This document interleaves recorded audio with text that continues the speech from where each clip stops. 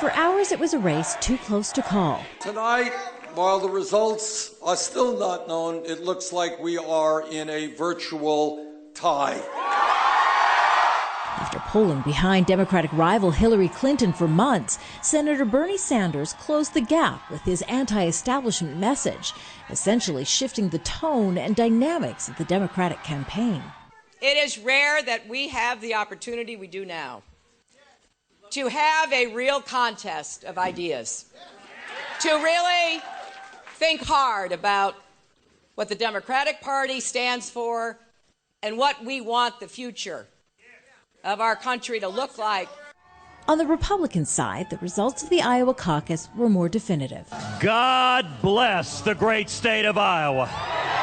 After spending millions of dollars and months of campaigning, Republican presidential candidate Ted Cruz was celebrating. Tonight is a victory for courageous conservatives across Iowa and all across this great nation. A less impressive but still strong finish for Donald Trump, who went into the caucus polling in first place. He was uncharacteristically humble as he thanked his supporters. There were 17 candidates. I was told by everybody, do not go to Iowa. You could never finish even in the top 10. We finished second, and I want to tell you something. I'm just honored. I'm really honored.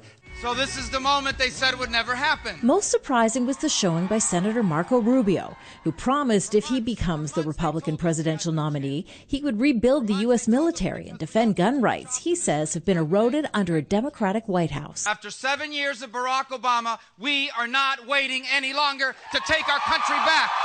With the snowstorm looming, pollsters had predicted a low voter turnout.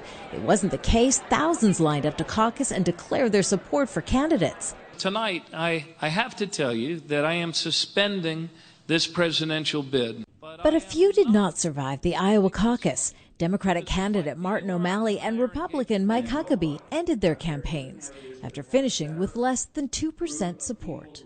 Hillary Clinton had the most to lose in Iowa. Falling from her position as frontrunner, she now trails Bernie Sanders as she heads to New Hampshire.